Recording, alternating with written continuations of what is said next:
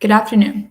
Candace and I are going to present our questionnaire assignment. Before we get into the presentation, I will take you through the questionnaire we created about pets.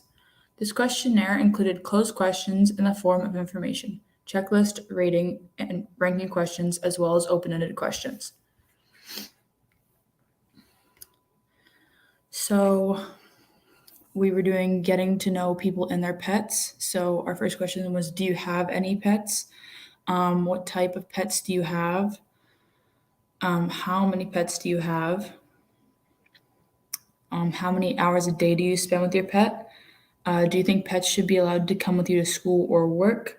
How satisfied are you with your pets this past year? What words will you use to describe your pet? What is your pet or pet's name? What gender do you identify most with? And that's it.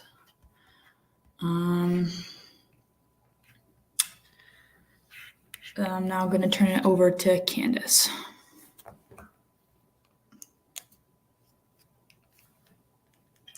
Perfect. So, now we're going to be talking about the population, the simple frame, and the simple.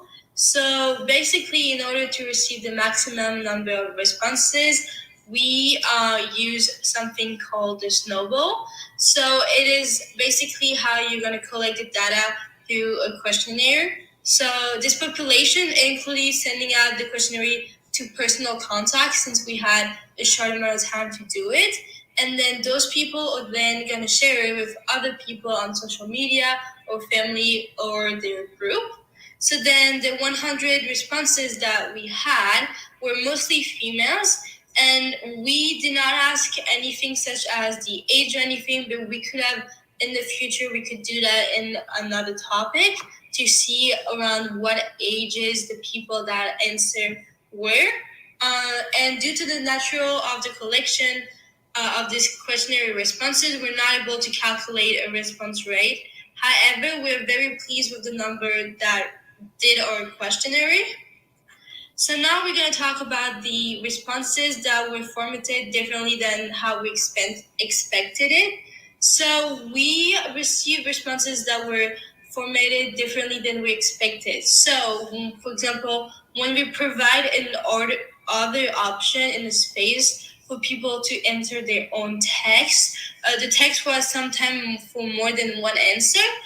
For example, if someone recorded that they had more than one pet, it was not clear which one they were referring to during that question.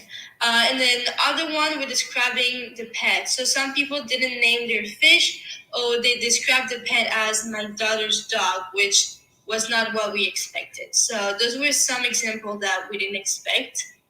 And then now we're going to do a little analysis and cleaning the data. So there was some cleaning of the data involved. However, it was minimal, and the data was really easy to analyze for us and for others. So we needed to separate the answer that have multiple texts in one cell. For example, if someone has multiple pets, they put it all their names in one cell, then we had to do it manually to separate them. So it was a little harder. And that's how we basically clean the data. In separating the answers, for example, putting a dog and cat in different rows, we cannot be certain what answer for the name or the characteristic will be assigned to which animals, because it could be a little confusing sometimes. So yeah.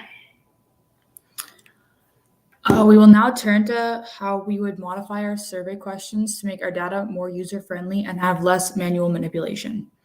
We could have asked about multiple pets, had the first question for pet 1, and then if they had more than one pet, they could have been a question for pet number 2 and 3, etc. This would make it easier to identify characteristics for each individual pet. The open-ended questions with text options are harder to look at from a data perspective. For example, the name of the pet can not be analyzed in an easy way.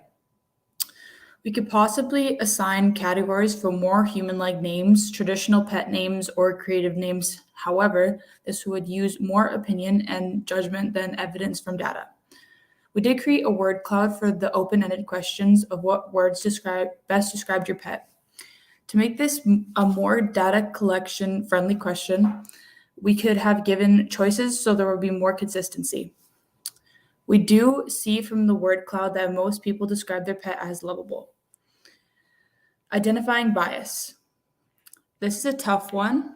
As we learn more about unconscious or subconscious bias that we have, it will be easier to identify it in questions that we create.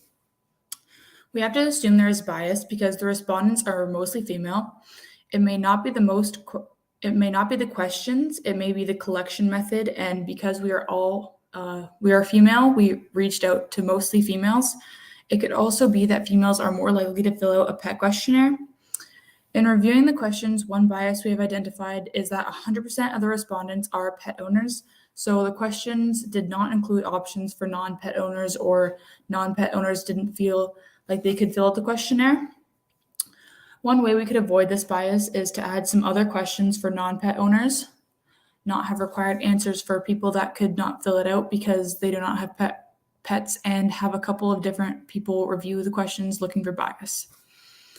Or eliminate the questions, do you have a pet, and target pet owners only. This slide shows some of the results of our survey.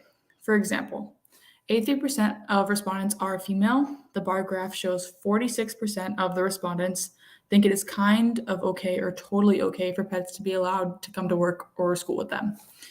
The pie graph addresses the question of many hours a day respondents spend with their pets, and it shows 43% of the respondents spend 1 to 5 hours with their pets per day, while 30% spend over 10 hours a day.